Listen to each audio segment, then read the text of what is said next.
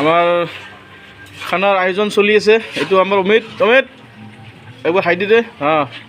এয়া বৰ্তমান আমাৰ মাংস, এইটো কৰ্দৈৰ টক হ'ব। তাৰপিছত ইফালে আমাৰ কণীও আছে আৰু বহুত কেইটামান আইটেম আছে। দালি হ'ল, আলু ভাজি হ'ল, এইফালে দালি আলু ভাজি হৈ গ'ল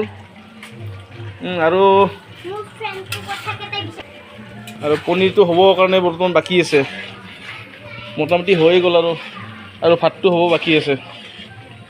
বাকীখিনি হ'লেই আৰু মোটামুটি 2টা বজাৰ আগতে হৈ যাব খানা।